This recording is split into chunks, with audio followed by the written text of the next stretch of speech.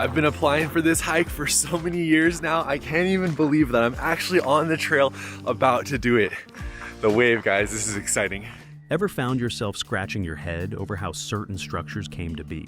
Well, buckle up, because today's video takes a deep dive into the most astonishing constructions that leave even the sharpest minds baffled. I'm so excited, the anticipation is building. I'm right there. From sandstone formations with wave-like patterns to the stone forest, often referred to as the first wonder of the world, we're uncovering the layers behind creations so mystifying they ignite heated debates across the globe. 1. Yonaguni Monument, Japan. Off Yonaguni Island, divers ventured out, hoping to spot hammerhead sharks, because who wouldn't want to witness one of those majestic creatures in the wild? But in 1986, Kihachiro Aratake, a seasoned diver with an uncanny ability to uncover the unexpected, stumbled upon something far more jaw-dropping. Forget the sharks. Aratake found an underwater marvel that looked more like a set from an Indiana Jones movie than anything you'd expect in the ocean depths. These were massive stone structures with steps and platforms sprawling across the ocean floor. This find was so stunning that it didn't just pique the interest of marine tourists. It caught the eyes of the scientific community. Enter Professor Masaki Kimura from the University of the Ryukyus. With his team in tow, they dove deep to measure, photograph, and try to decode the secrets of these formations. The biggest piece of this underwater puzzle, a whopping 165 feet long and 65 feet wide structure. Now, Professor Kimura had a theory that sparked debates hotter than a summer in Tokyo.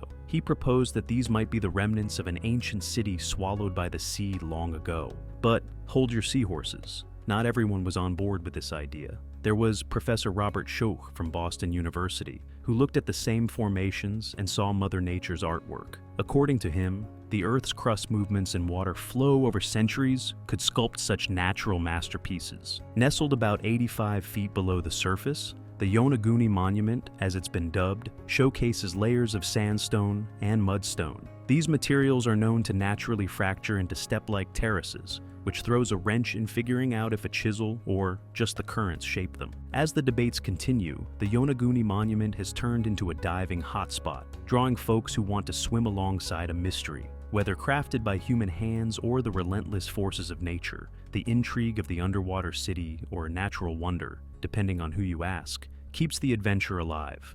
Scientists may never fully agree on its origins, but one thing's clear. The Yonaguni Monument remains one of the ocean's most captivating mysteries.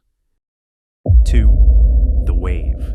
You'd never guess that a place as visually stunning as the Wave used to fly completely under the radar until the end. Hiking the Wave in Arizona, one of America's best hikes, AFF, the 20th century. Tucked away along the Arizona-Utah border, this mesmerizing sandstone formation is a hidden gem with its rolling wave-like patterns and a kaleidoscope of colors. Back in the 1980s, the Wave was just another part of the Coyote Butte's north area until the Bureau of Land Management, BLM, started poking around. They mapped out the area and did a bunch of surveys, and bam! They realized they had something pretty special on their hands. These surveys weren't just for kicks. They revealed some serious geological and ecological significance, making geologists and hiking enthusiasts sit up and take notice. As the 1990s rolled around, the Wave started popping up in German travel brochures and even snagged a cameo in the 1996 film Fascination Natur, which really put it on the map. Suddenly, everyone in Europe wanted a piece of this surreal landscape. This surge in popularity had the BLM hustling to protect the delicate environment. So, they came up with a permit system that is very exclusive. Nowadays, only 20 permits are given out each day, split between an online lottery and an old-school in-person lottery. It's like winning the golden ticket to nature's art gallery. Let's dive into what makes the Wave truly unique. Imagine colossal U-shaped troughs carved right into the Jurassic Age Navajo sandstone, the kind of scenery that makes you feel like you're walking on another planet. These troughs are huge. One measures around 62 feet wide and 118 feet long, and another is a more slender 7 feet wide by 52 feet long. Initially shaped by the rare runoff slicing through the sandstone, these formations now owe their smooth, flowing curves to the relentless winds sculpting away at them over the millennia. Here's where it gets even cooler. The intricate ridges and ribbing of the wave come from the wind playing with the sandstone's different layers, which vary in hardness. Some areas even show off deformed layers that might have been squished by dinosaurs stomping around way back before this sand was stone. Yep, dinosaur tracks. Plus, there are signs of ancient desert critters that once burrowed into the sandstone, leaving behind fossilized evidence of their existence. 3. The Moeraki Boulders. If you ever find yourself walking along Koikohi Beach on New Zealand's Otago coast, you're in for such a treat. There, you'll encounter the Moeraki Boulders, mammoth spherical stones that look like they've been plucked right out of a giant's marble collection. These enormous orbs are not just a feast for the eyes. They come with a history that's as rich as it is mystical. The local Maori have known about these formations for centuries and hold them in high regard. Legend has it that these boulders are the remains of eel baskets, calabashes, and kumara that washed ashore from the wreck of Areturu, a large sailing canoe. The rocky shoals stretching out to sea from Shag Point are said to be the fossilized remnants of the canoe's hull, while a nearby rocky outcrop is revered as the final resting place of the canoe's captain. And those intricate patterns on the boulders, those are supposedly the remnants of the canoe's fishing nets. Now, let's time travel a bit to 1848 when Walter Mantell, a British naturalist, made his way to these shores. He was so taken by the sight that he sketched the scene, capturing the boulders in their numerous glory. This sketch has found its forever home in the Alexander Turnbull Library in Wellington. Geologically speaking, these boulders are no small potatoes either. They are septarian concretions that started forming about 60 million years ago during the Paleocene epoch. Imagine the slow, meticulous process of cementation of Paleocene mudstone that birthed these giants. The largest of these boulders measures up to 2 meters in diameter and took between 4 and 5.5 million years to grow, all while under 10 to 30 meters of marine mud. The growth process involved mass diffusion of calcium rather than fluid flow, which explains their strikingly round shape. As time wore on, the elements began to sculpt these stones, exposing them to the world. Coastal erosion played its part in revealing the boulders on the beach, each varying in size but maintaining that near-perfect sphere that continues to dazzle onlookers. These boulders are more than just geological phenomena. They are a bridge between the past and present, intertwining legend with science. Whether you're a history buff, a geology enthusiast, or just someone who appreciates the quirky side of nature, the Moeraki boulders offer a little something for everyone. So, next time you're in New Zealand, why not check out these ancient marvels for yourself? After all, it's not every day you get to walk among the remnants of a mythical canoe and feel like you're part of a legend. 4. The spectacular rocks of Mataikona, New Zealand. Ever had the itch to play geologist for a day? Well, pack your bags and head to New Zealand's Wairarapa coast, where the Mataikona rocks are ready to take you back in time. About 20 million years, to be exact. Nestled near the scenic Castle Point, these rocks aren't your ordinary backyard stones. They're a spectacular display of nature's artistry. Now, you might wonder how these rocks came to be the center of attention. It all starts with the local Maori communities and early European settlers. They knew there was something special about these formations long before anyone could prove it scientifically. It wasn't until the mid-20th century that geologists started poking around, putting pieces of the Earth's puzzle together right here on the Wairarapa coastline. The star of the show at Matakona? It's those parallel ridges of tilted sandstone layers. Picture this: millions of years ago, underwater avalanches. Imagine rivers of sand and mud in the deep blue settled down to form what geologists call turbidites. Fast forward through time, thanks to the restless dance between the Pacific and Australian tectonic plates, these layers didn't just sit pretty. They tilted, uplifted, and, through a series of erosional crafts, sculpted what you now see as the stunning Matakona rocks. These aren't just any rocks, though. The interplay between the softer mudstone and the tougher sandstone creates this ribbed look that's absolutely Insta-worthy. And guess what? Each ridge tells a story, a geological script written over millennia, detailing the dynamic processes that have shaped this unique landscape. If you're planning a visit, you should. Head over via Matakona Road, just a quick jaunt about 5 kilometers north of Castle Point. Time your trip with low tide to get the full experience. That's when the rock formations and their tidal pools reveal their full glory, offering a natural spectacle that's both educational and breathtaking. 5. Devil's Tower, USA. Let's talk about Devil's Tower, which isn't your average rock in the park. Nestled in the rugged beauty of northeastern Wyoming, this striking geological formation is steeped in cultural lore and natural wonder. Known to the indigenous tribes as Bear Lodge, or Matotipila, which translates to Bear's Lodge. This monolith has been turning heads long before any tourist brochures were printed. Back in 1875, Colonel Richard Irving Dodge led a historical jaunt to the tower as part of an escort for a U.S. Geological Survey party. This was no casual sightseeing trip. They were following up on General George Armstrong Custer's alluring reports of gold in the Black Hills.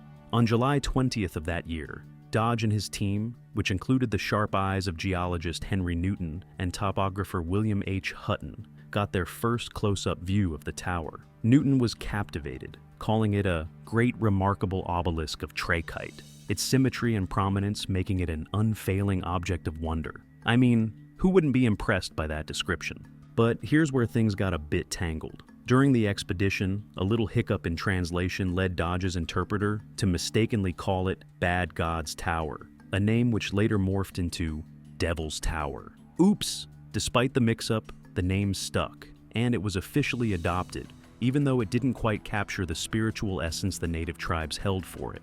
This 1875 adventure wasn't just about climbing and naming, though. Newton's observations on the tower's columnar structure and its dramatic, nearly perpendicular rise of 625 feet above the ground were groundbreaking. His geological assessments provided invaluable insights and helped spotlight Devil's Tower on a national scale. Fast forward to 1906 and enter President Theodore Roosevelt, who, recognizing the place's unique geological and cultural significance, declared Devil's Tower the first U.S. national monument under the Antiquities Act. Talk about setting a precedent. This wasn't just about preserving a piece of rock, but safeguarding a site cherished for generations. So, Devil's Tower isn't just a monument. It's a crossroads of natural beauty and cultural heritage, standing tall as a beacon of curiosity and respect. Whether it's climbing enthusiasts or history buffs, the tower has something for everyone, proving that sometimes a misinterpreted name can't overshadow the true essence of a place. 6. The Fairy Chimneys of Cappadocia. If you ever thought the Flintstones had a fancy setup with their rock homes, wait till you hear about the Fairy Chimneys of Cappadocia in central Turkey. These aren't your garden variety rock formations. We're talking about ancient towering structures that look like something straight out of a fantasy novel. The locals have known about these geological marvels for centuries and have even carved out homes and churches right into the soft volcanic rock. Now, let's roll back to the early 1900s. That's when European geologists and adventurers started buzzing around Cappadocia like bees to honey. One of the first to document these wonders was French geologist Pierre Termier, who dropped by in the 1910s. Pierre was more than just a little impressed with the volcanic history and the erosional processes that whipped up this magical landscape. He zeroed in on how the fairy chimneys were crafted by nature herself through the differential erosion of volcanic tuff and basalt, giving them those iconic conical shapes topped with boulder hats. Fast forward to the swinging 60s and 70s, and enter Turkish geologist Dr. Ihsan Keaton. Dr. Keaton dug deeper into Cappadocia's volcanic vibes, focusing on how these fairy chimneys got their enchanting forms. His studies revealed that these structures were mostly made up of ignimbrite deposits from volcanic eruptions that rocked the area millions of years ago. Thanks to his groundbreaking work, the geological history of Cappadocia got some serious international spotlight. But the plot thickens in the 1980s when Dr. Mehmet Özdoğan, a Turkish archaeologist, stepped onto the scene. Dr. Özdoğan and his team of intrepid explorers dove into the ancient cave dwellings and churches etched into the fairy chimneys. Their discoveries didn't just uncover artifacts, they unearthed whole chapters of history, shedding light on early Christian communities that once thrived in these rock-hewn sanctuaries. So, while Cappadocia's fairy chimneys might not have been the backdrop for a whimsical fairy tale, they've definitely starred in their own epic saga of natural wonder and human history. And who knows, maybe they'll inspire your next adventure, or at least a deep dive into some fascinating geology textbooks. 7. Antelope Canyon. Antelope Canyon, tucked away near Page, Arizona, is drenched in cultural and spiritual significance for the Navajo people. They lovingly call Upper Antelope Canyon Tse Bikanilini, which translates to the place where water runs through rocks. Talk about a name that sticks, right? For the longest time, this natural marvel was a well-kept secret, known mainly to the Navajo Nation. It wasn't until the 1930s that the outside world got a peek, thanks to the first explorers brave enough to venture into its depths. Their photographs and tales of the canyon's ethereal light and intricate passageways lit a fire under adventurers and shutterbugs alike. Can you imagine being one of the first to witness that beauty? Pure magic. Despite the initial buzz, Antelope Canyon kept a low profile, mainly because it's not exactly a hop, skip, and a jump away. It's pretty tucked away, making access a bit of a trek. But in 1983, the Pearl Begay family decided it was too good not to share and started offering tours. These weren't your run-of-the-mill large group affairs, but intimate glimpses into a truly unique landscape. By 1997, the Navajo tribe recognized the need to keep this wonder pristine for generations to come. They designated it a Navajo Tribal Park, kicking off an era of official guided tours. This move made sure visitors could soak up its beauty without leaving a mark, preserving both the environment and its cultural essence. The creation story of Antelope Canyon is something out of a nature documentary. Over millions of years, the forces of nature have danced their relentless dance, with flash floods carving and sculpting the Navajo sandstone. During the monsoon season, rainwater barrels down into the canyon, carrying speed and sand into these narrow corridors. Over the ages, this has smoothed the sandstone walls into the flowing shapes that make your jaw drop. Visiting Antelope Canyon isn't just a walk through a stunning natural landscape, it's a journey through time and culture, where every corner tells a story of nature's power and beauty. So, if you're looking for a place that's part photo op, part history lesson, and all awe-inspiring, Antelope Canyon is your spot. Pack your camera, respect the grounds, and prepare to be wowed. 8. Giant's Causeway, Northern Ireland. The tale of the Giant's Causeway in Northern Ireland stands out in the annals of, oh, that's interesting history moments. Way back in 1692, a chap named William King, who was the Anglican Bishop of Derry, stumbled upon this bizarre and captivating structure on the north coast. Locals knew all about these freaky interlocking basalt columns, but it took King's gawking to really put the spot on the map. Fast forward to 1693, and Sir Richard Bulkeley, a brainy fellow from Trinity College, Dublin, decides to pen a letter to Dr. Lister, spilling the beans about the causeway. His detailed fan mail got published in the Philosophical Transactions of the Royal Society, and just like that, the Giant's Causeway made its scientific debut. But here's the kicker. Sir Richard hadn't even seen the place himself. Nope, he was basically passing notes from Bishop King and some unnamed scholar from Cambridge. The plot thickens in 1694 when Bishop Samuel Foley jumps on the bandwagon. He gives a beefier description in the Philosophical Transactions, and even throws in a snazzy engraving by Christopher Cole. It's like everyone wanted a piece of this geological puzzle without actually visiting it. The causeway didn't just stop at causing a local buzz. By 1697, Thomas Molyneux, another Dublin smarty and a founding member of the Dublin Society, chats about it in the same famous Transactions. Like a game of scholarly telephone, Molyneux hadn't seen the causeway with his own eyes either, relying instead on what was already written. It wasn't until 1739 that things got real artsy. Dublin artist Susanna Drury painted the causeway in such exquisite detail that the Royal Dublin Society couldn't help but throw her their very first award in 1740. Her work was so spot on that it got engraved in 1743, helping the causeway strut its stuff across Europe. In 1765, this spot hit the big leagues with a feature in Volume 12 of the French Encyclopédie. Thanks to Susanna's engravings, Nicolas Desmarest, a French geologist, dropped a geology bomb by suggesting that these columns resulted from volcanic activity. That's right, no magic or giants here, just good old volcanic action. By the 19th century, the Giant's Causeway became the place to be, with throngs of tourists arriving, especially after the Giant's Causeway tramway opened. It's come a long way since the Bishop's Day Out. The National Trust took the reins in the 1960s, tidying up the tourist traps and ensuring this natural wonder stayed just that, a wonder. 9. Bimini Road, Bahamas. Back on September the 2nd, 1968, marine biologist Dr. J. Manson Valentine was just having a regular dive day in the shallow waters off North Bimini Island in the Bahamas, probably expecting nothing more unusual than the usual array of colorful fish. But what he, along with diving ace Jacques Mayol and snapper Robert Angove, stumbled upon that day was anything but ordinary. Diving in just 18 feet of water, this trio came across a startling sight, a series of massive flat stones laid out in such a precise linear fashion that you'd swear you were looking at a submerged roadway or wall. Dubbed the Bimini Road, this formation wasn't just a small stretch of pebbles. It ran for nearly 0.8 kilometers. That's half a mile for you, non-metric folks, in a neat northeast-southwest direction. Now, these weren't your garden variety stones either. We're talking about big chunks of beach rock. Think limestone that's common around the Bahamas. These stones were shaped in roughly rectangular and polygonal forms, and the big ones could span up to 3 to 4 meters. That's 10 to 13 feet. Most of these hefty blocks even had complementary edges, hinting they might have snuggled up a bit closer once upon a time before erosion played its hand.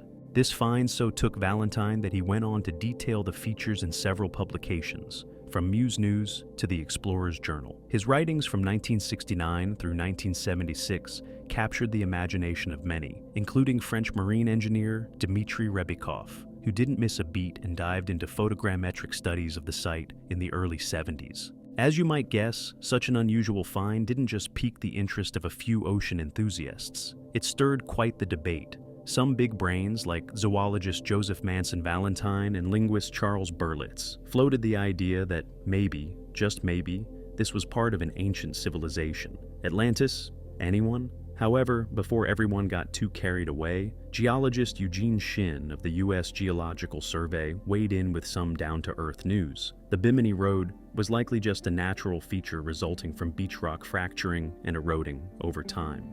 So, while it might not be the lost city of Atlantis, the Bimini Road remains one of those underwater mysteries that keep the tales of the deep sea tantalizingly alive. And hey, isn't that the kind of story that makes our big blue planet so endlessly fascinating?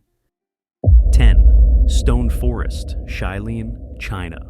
In Yunnan Province, China, there's a place called the Stone Forest, or Shailin, that looks like Mother Nature played a game of freeze tag with a forest, except she turned it all to stone. These aren't your garden variety rocks. These limestone formations have been around for a whopping 270 million years, sculpted by the artistic hands of natural forces over millennia. The local Sani people, part of the Yi ethnic group, have been the custodians of Shailin's secrets for centuries. They carry tales woven into the very fabric of the landscape, including the poignant legend of Ashima, a girl who was turned into stone, forever immortalized in the very forest she once roamed. Flashback to the 14th century during the Ming Dynasty, and Shailin was already snagging titles as the first wonder of the world. By then, word had spread far beyond the local whispers, drawing curious eyes from across the globe. Fast forward to the 19th and early 20th centuries, Western explorers and geologists packed their bags and headed to China, drawn by tales of its unique landscapes. Shailin was a must-see on their travel itineraries, sparking a flurry of studies and reports that thrust the stone forest into the scientific spotlight. The 1930s saw Chinese geologists rolling up their sleeves and diving deep into the mysteries of Shailin. They mapped, they analyzed, and boy, did they explain. Their hard work peeled back the layers of how those magnificent stone formations came to be, blending science with the awe of natural beauty.